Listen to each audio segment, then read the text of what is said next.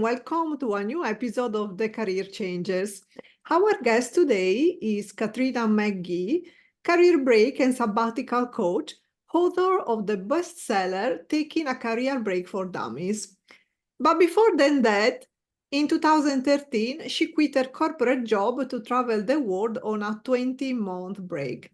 She returned to land 5 job offers in just 5 weeks, paid off all her debt in less than 2 years, and became a certified coach, helping people take their own life-changing breaks.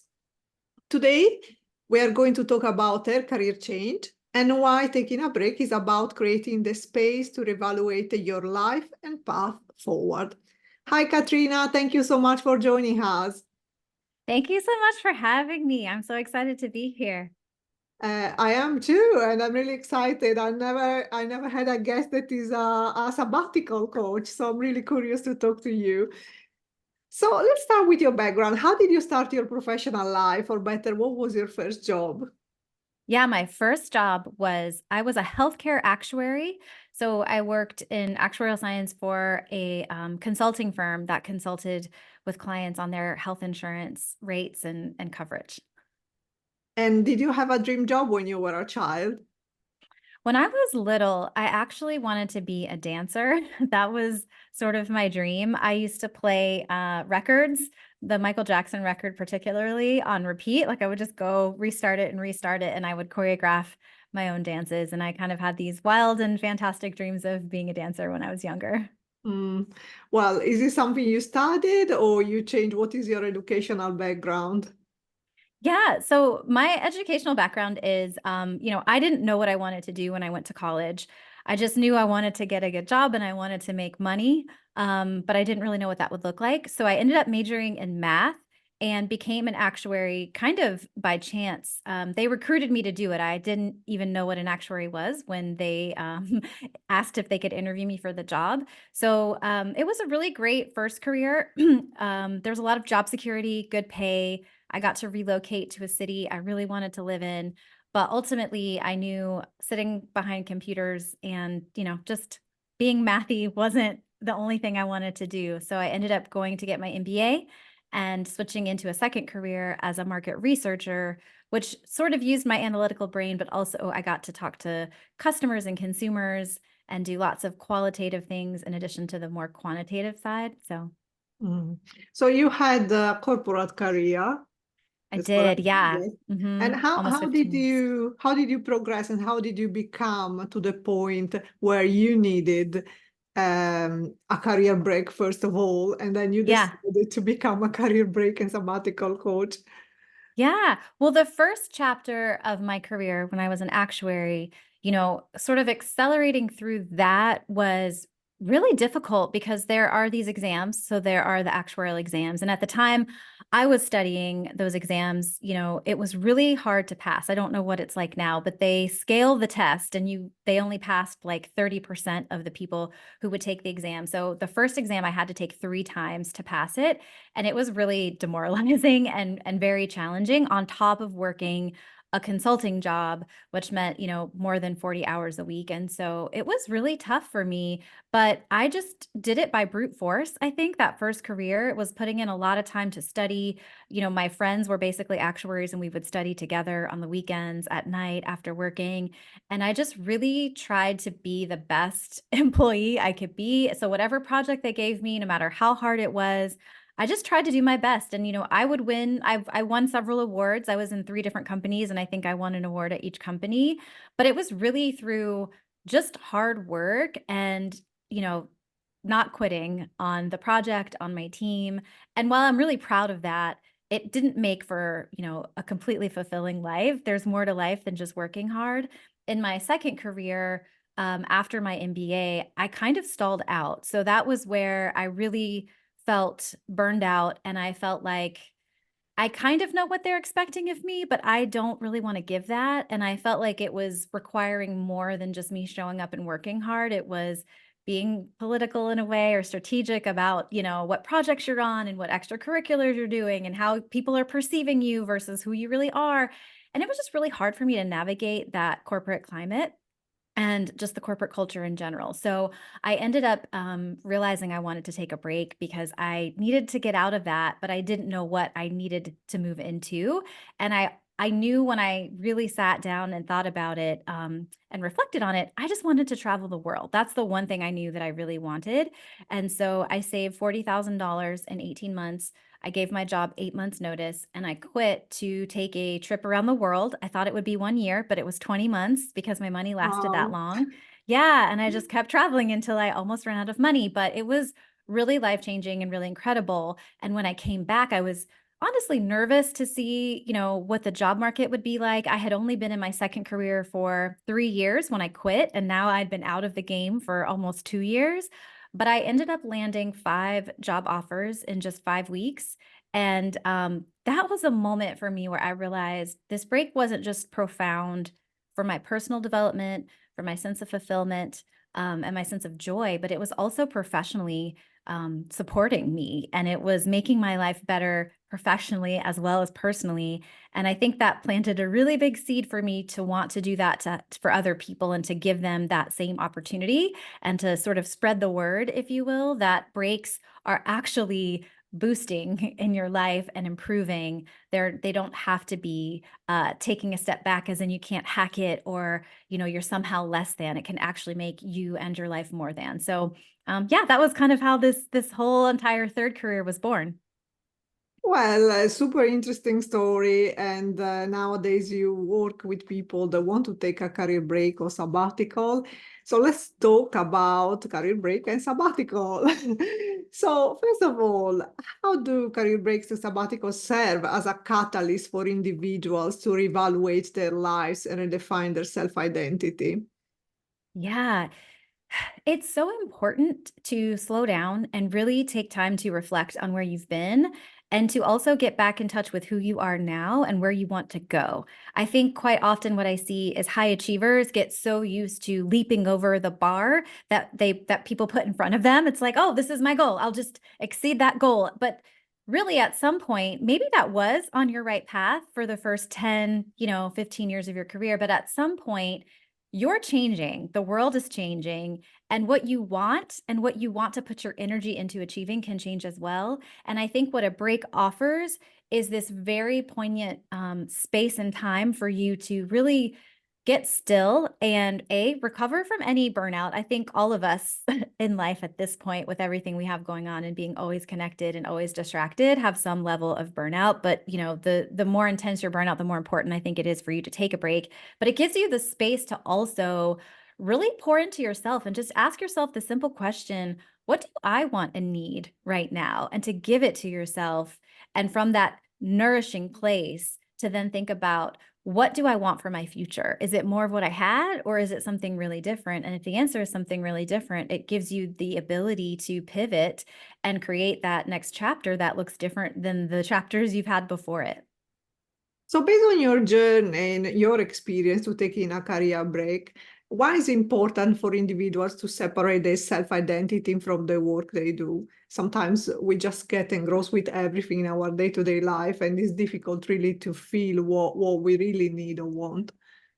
Yeah, absolutely. I mean, it's important for many reasons, but I think one of the biggest reasons that I really encourage people to do this difficult work is because if your job is all that you really identify as, if that is the core of your being, then there will be a time where you won't be doing that job.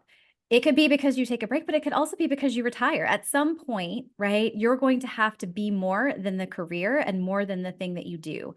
And I feel like the most expansive version of life is one where we find that sort of fulfillment in ourselves and we create an identity based on how we want to show up in the world and who we want to be. And I think it's so much more than just what we do. And what I find is that when you're talking about illness, when you're talking about layoffs, people getting let go, when people have grief and they lose someone that they love and they have to take a time out and step away from work for a while, at any point, your job can be taken away from you, whether it's a health thing, a company deciding they don't need you anymore thing, a financial thing. It's so much more empowering to be grounded in you being more than just that job, and you understanding that you have a lot to give, and giving yourself permission to go out into the world and give it. And I think a lot of times when we're working so hard and work is consuming us and it is what we spend the multitude of our time each week doing, it's easy to think that that's all we really are. And then it suddenly becomes intertwined, right, with our well-being. And it's like, oh, I don't feel at peace. I don't feel good if I'm not doing this thing. And then it leads to this state of burnout and sort of hyper doing, because we're always trying to justify our value, because our value is innately tied now to what we do. So we have to do more of the doing to be a valuable person. And I think it's just a recipe for burnout and this really unfulfilling life where you look back and say, what the heck was I even doing?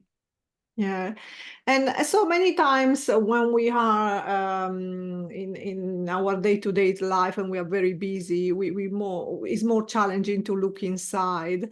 And so, in your experience, are there any tools or practices that individuals can use to deepen their understanding of themselves during a career break? Because I guess going from being extremely busy to find yourself all of a sudden with, let's say, nothing going on a daily basis, it can maybe even feel overwhelming. Yeah, absolutely. It can definitely feel overwhelming. And I think there's a couple of things you can do. I share a lot of these in the book, but I think three of my favorites, one is having a very clear purpose statement for your break and having 3 to 4 themes that kind of define the pillars of this experience, the sort of anchor points of what it is you want to get out of it, and predefining what success means to you. So these are like anchors in the storm when you're feeling overwhelmed with hard feelings, or you're having panic boredom, or you're just worried about money. At any point when the waves of anxiety or life just come crashing on you, it kind of helps you stay firm and stand solid in this break, and understanding why it's so important and understanding what you need to get out of it for it to be a successful experience for you. I think, another aspect of it is this little practice of giving yourself some white space on your calendar, where you ask one simple question over and over again. So if you're on a break and you have a lot of time available, you could make your white space block, for 3 hours on a Thursday, and you can have a little adventure, a little experiment where you just ask yourself, what do I need right now? Or what do I want right now?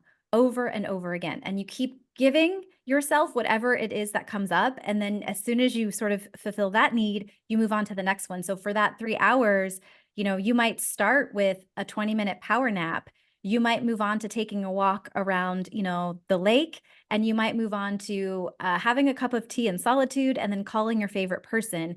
But it's just about asking yourself, what do I need right now? And then you give it, right? If you're thirsty, go get a drink, enjoy that drink, and then ask yourself, what do I need right now? So I think that's a really great activity to help people fill their time in a way where they are reconnecting back to who they are, separate of what they're doing, right? And then the third thing I would recommend is simply thinking about, how do you want to be versus what do you feel like you need to be doing?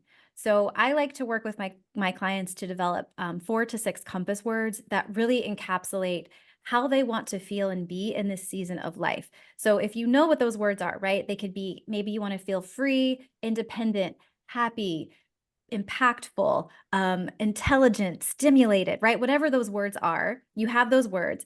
And then you focus on creating opportunities to really feel connected to those words. So, allowing yourself, if you want to feel free, allowing yourself the ability to go on a 30-minute walk with no destination in mind. And you're just out with no direction. And you're like, I'm just going to start at this point and just see where where it takes me, or go on a day trip and just sort of like wander to one direction in your car and wander back and take the long way.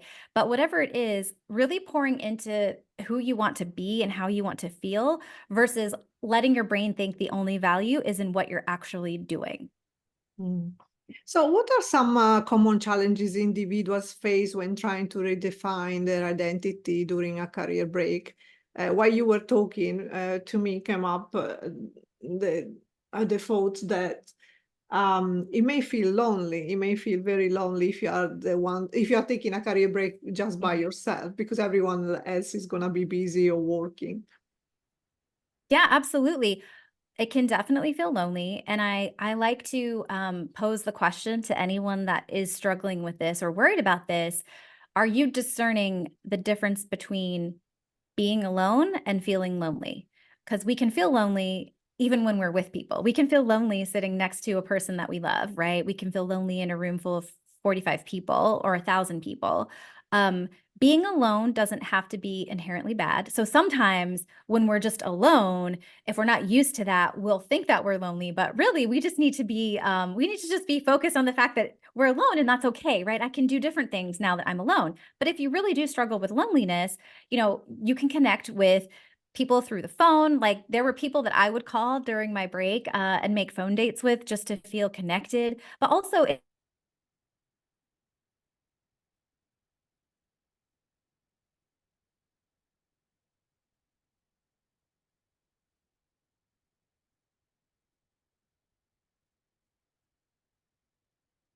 that you can share in those pockets of time, but also, really embrace this season of being able to do what you want to do and give yourself what you need to give yourself, especially if you're someone who's been juggling a lot of responsibilities for other people. I think besides loneliness, probably the other biggest struggle, there are several, but I think the other biggest ones would be just boredom, right? And I would offer to that sort of sense of boredom, which can bring about this panic, it's okay to just rest. It's actually restorative, and resting is not comfortable. We think that it should be comfortable because it's like, well, I'm not doing anything, but on the inside, you're actually doing a lot. And rest is such a, in some ways, it can feel kind of taboo. And so I would offer just because it feels uncomfortable doesn't actually mean that it's bad. And within that space where you might be feeling bored, some of our most creative ideas and the things that we're here to create, whether it's ideas or art or, just movement for movement's sake. But some of those are born out of boredom. We have to give ourselves that sort of juxtaposition, right? It's like having a world of good and evil. It's kind of like one brings out the other, and then it's sort of like it goes in a cycle. But being able to be bored means that you have the space to create and that you're not constantly consuming everything and feeling hyperstimulated. And so it's actually an opportunity for you to get more in touch with yourself and to let things come out and to bloom. Mm. So let's talk the impact that a career break can have on relationships and personal life. I think is quite tied up with what we were discussing now. Someone may take a career break, someone still working, so there may come up some feelings of maybe even jealousy or resentment. How does this process of redefining one's identity during a career break impact personal relationships and family dynamics? Yeah. So if you do have a partner, right, it obviously is a conversation you'll want to have before you start your break. So I have coached couples. About 60% of the people I work with have a partner. And so I encourage them to have that conversation sooner rather than later. And you can bring them along on the journey, right? So that means, dropping hints and saying, I've been thinking about maybe taking some time off. I know that might sound kind of crazy, but here's why I want to do it. If you can share your purpose, if that's again why it's so important to have a clear purpose statement and to know your themes. If you can share that information with your partner, it makes it so much easier for them to have an understanding of why this is important to you and what you hope to get out of it so that they can support you in that and not feel, sort of completely confused, overwhelmed, and lost as to what it is that you're doing. But I have had a few clients whose partners haven't been fully on board when they started their break. So I think it's really important to think about, what do I risk if I don't take this break? There is a lot at stake, especially if, there's an element of burnout or just a feeling that you're on the wrong path and you can't quite catch your breath to figure out what the right path is. Living the whole rest of your life feeling like it's not yours or it's not the life you want to be living is a really high price to pay for someone else's comfort. So as much as you're in a partnership, I encourage you to think about, what is my purpose? And if your purpose is big enough, do the work to have those conversations with your partner. And sometimes they're not going to get it until they see you on the break and see you start to thrive, when they're like, oh, wow, I'm getting a better partner out of this, right? So it's not just this one person taking a break is the one getting all the benefit. you have more love, more time, more attention, more care to give the people in your family, in your space that you care about. You have more of yourself to give because you have that time and you've been pouring into yourself. And so I often find that the family unit, actually sort of the whole well-being of the family unit, increases when one person who really needs a break is taking that time for a break, especially if the partner supports them, but even if the partner isn't fully on board in the beginning. And then as far as connections go and building connections, if you don't have a partner, or even if you do, I found that I felt more connected in many ways on my break because I was able to spend time visiting friends and visiting them for longer periods of time in a way that my, annual allotment of paid time off or PTO wouldn't allow for when I was working. So I could go visit my friends that had kids. I could go visit my friends that lived on the other side of the country, and I could spend, 3 or 4 or 5 days with them and really get to know them as we are now versus just having the shared memory of who we used to be 10 years ago. And so I found that it was actually a really connected state of being for me to be on my break. Mhm. So once the career break is over, what's happening generally? Is it someone going back to work, transitioning to a new career? I guess now when you have a newfound identity, if you have one, what's the next step? Yeah, it totally depends on where people are. So of my clients, and I've personally supported over 70 career breaks, so I've seen a lot of different kinds of breaks. What I notice is that the predominant sort of the two predominant options for people I see most people fall into is either A, they go back to the same career, so they do a job that is quite similar, maybe not exact, but quite similar to the job that they left before, where they're utilizing that experience and they're going back to an employer and they're just returning with a renewed sense of confidence and also restoration. And they're just really clear on how they're showing up, and that is impacting the experience they have at work. So they're just showing up in a different energy and having a much more positive experience and finding, really aligned opportunities for where they are at that stage. The other option I see that is the most common is self-employment. So people will decide that they love having this sense of freedom. For some, it's, the autonomy of managing their time. For some, it's location independence. But there's some element of freedom and spaciousness that they really loved on their break, and they want to carry that forward. They don't want to give it up. And so they then become a contractor doing work similar to what they did before, but contracting to, past employers or people in their network, or they launch a business doing something unique, which is, obviously the path that I took. I launched a business. And so they'll launch a business and sort of go down that road of self-employment and building something new, which is really exciting. Outside of that, I have a few clients that get poached for projects from past managers or past employers, and they decide to take a contracted project to just kind of come out and test the waters. And some people do switch careers, but it's less common, I would say, for people to completely switch careers and go back full time to an employer, although people do it. But it's more common for them to go back to something that utilizes the past experience. It just is altered slightly so that it fits this new version of them better. Mm. So we're reaching the end of this episode, and I would like to ask you, how do you think you're making the world a better place? As many times we do lots of work around us with people, but we forget on the impact we're having on the world. Yeah, I believe that I am setting people free to be able to have the life that they choose. I think a lot of times people don't realize they're making one long series of choices. It feels very disempowering and they don't like the choices that they're making, but they don't realize they have the power to change it. And I feel like my book and the work I do in the world is a wake-up call for people to step into that power of choice and to set themselves free, to really be able to give themselves permission to take care of themselves, pour into their well-being and go for the life they want instead of living the life they think they should have. Mhm. So what advice do you have for anyone considering a career change, a career break, sorry, and seeking to redefine their identity?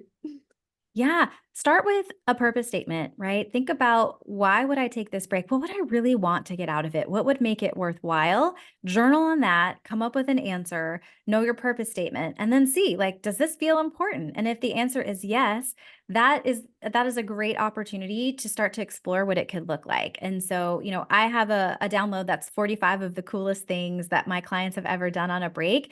But whether it's that, a podcast where people have taken a break, but just immerse yourself in stories or examples of what people have done, so that you can start to get this clearer picture and get a more vibrant image of what a break could be like for you, and start to envision what that could do for you. Mm. So now really the last question, if you could give yourself a piece of advice, what would you say to your younger self? Ooh, ugh. It's okay to want what you want. And actually, the world becomes a better place and you get to play a bigger version the sooner you give yourself permission to want what you want and to go for it. Well, thank you, Katrina, so much for joining us today and sharing your inspirational career story and wisdom with our listeners. Thank you for having me, Lisa. And the last message for our listeners, don't forget to subscribe to our channel and tune in next week for a new inspirational episode of The Career Changers. Thank you.